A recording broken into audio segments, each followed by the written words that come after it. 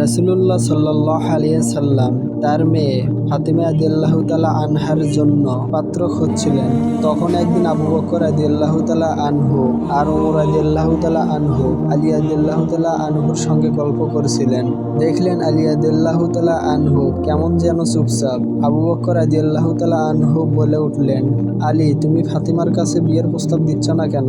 ওমর রাদিয়াল্লাহু তাআলা আনহু প্রাণ নেড়ে বললেন, হ্যাঁ আলী, তুমি তো সবচেয়ে উপযুক্ত। আলী রাদিয়াল্লাহু তাআলা আনহু একটু লজ্জা পেলেন, বললেন, আমার হাতে তো তেমন কিছুই নেই বিয়ে করার মতো। আবু বকর রাদিয়াল্লাহু তাআলা আনহু হেসে বললেন, তুমি শুধু প্রস্তাব দাও, বাকিটা দেখা যাবে। আলী রাদিয়াল্লাহু তাআলা আনহু সাহস করে রাসূলুল্লাহ সাল্লাল্লাহু আলাইহি সাল্লামের কাছে গেলেন, কিন্তু চুপচাপ থাকলেন। রাসূল সাল্লাল্লাহু আলাইহি সাল্লাম বললেন, আলী, তুমি কি কিছু বলতে চাও? তখন আলী রাদিয়াল্লাহু তাআলা আনহু খুব রয়েস হয়ে বললেন, আমি আপনার ফাতিমাকে বিয়ে করতে চাই। রাসূলুল্লাহ সাল্লাল্লাহু আলাইহি সাল্লাম মুচকি হেসে বললেন, আচ্ছা, মোহর হিসেবে কি দিতে পারবে? আলী রাদিয়াল্লাহু তাআলা আনহু বললেন, আমার তো শুধু সেই ঢালটাই আছে। রাসূল সাল্লাল্লাহু আলাইহি সাল্লাম বললেন, ঠিক আছে, ঢালটা বিক্রি করে মোহরের অর্থ জোগাড় করো। আর বললেন, যাও, আবু বকর, ওমর, ওসমানদের খবরটা দাও।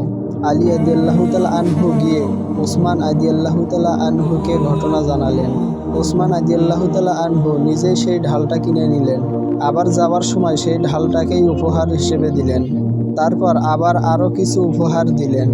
এভাবে একে একে আবু বকর রাদিয়াল্লাহু তাআলা আনহু এবং ওমর রাদিয়াল্লাহু তাআলা আনহু এর কাছে যাওয়ার পর তারাও খুব খুশি হয়ে উপহার দিলেন।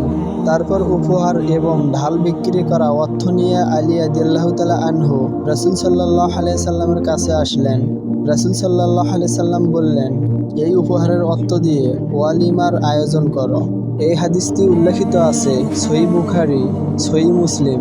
বুখারী শরীফে আছে 5150, মুসলিম শরীফে আছে 1424।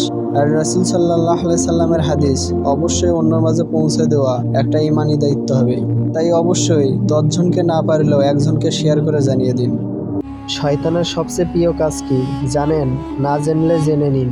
রাসূলুল্লাহ সাল্লাল্লাহু আলাইহি সাল্লাম বলেছেন, ইবলিস তার সিংহাসন পানির উপর স্থাপন করে এবং তার দলবলদের মধ্যে মানুষকে বিপদে নেওয়ার কাজে পাঠায়। তাদের মধ্যে সেই ইবলিসের কাছে সবচেয়ে নিকটবর্তী হয় যে সবচেয়ে বড় ফিতনা সৃষ্টি করতে পারে। তাদের একজন এসে বলে, আমি অমুক অমুক কাজ করিয়েছি। ইবলিস বলে, তুমি কিছুই করনি। আর তাদের মধ্যে একজন এসে বলে, আমি এক দম্পতির মধ্যে বিচ্ছেদ ঘটিয়েছি। তখন ইবলিস তাকে নিজের কাছে ডেকে নেয় এবং বলে, হ্যাঁ, তুমি কাজটি ভালো করেছো। সহিহ মুসলিম, হাদিস নং 2813। আর রাসূলুল্লাহ সাল্লাল্লাহু আলাইহি সাল্লাম আরও বলেছেন, যে আমার হাদিস শুনলো এবং অপরকে জানালো, তারা দুইজনে সমান সওয়াব পেল। তাই সওয়াবের ওসিলায় অবশ্যই অন্য মাঝে শেয়ার করে জানিয়ে দিন। এই ছোট্ট ঘটনাটি অবশ্যই আপনারা শুনে যাবেন। এক শিকারী বনে জাল পাতল। একটি হরিণী সেই জালে আটকাল। হরিণীটি তখন অনেক কান্নাকাটি করছিল। সে শিকারীকে মিনতি করে বলল, আমার 2টি ছোট বাচ্চা আছে, ওরা ক্ষুধার্ত হয়ে ঘরে আছে, আমাকে একবার ছেড়ে দিন, আপনি বাচ্চাদের দুধ খাইয়ে ফিরে আসব। শিকারী প্রথমে কথা বিশ্বাস করল না। হরিণীটি অনেক কসম করে বলল, আমি কথা দিচ্ছি ফিরে আসব। শিকারী দয়া করে তাকে ছাড়ল। হরিণী বাচ্চাদের কাছে দ্রুত গেল। সব ঘটনা সে বাচ্চাদের জানালো। বাচ্চারা দ্রুত দুধ পান করল। হরিণী আবার শিকারীর কাছে ফিরল। শিকারী অবাক হয়ে সব দেখল। হরিণীর সততা দেখে সে মুগ্ধ। সে তখনই হরিণটিকে মুক্ত করল। আর এই গল্পটি থেকে আমাদের একটা শিক্ষাই আছে যে কাউকে কথা দিলে অবশ্যই কথা রাখতে হয়।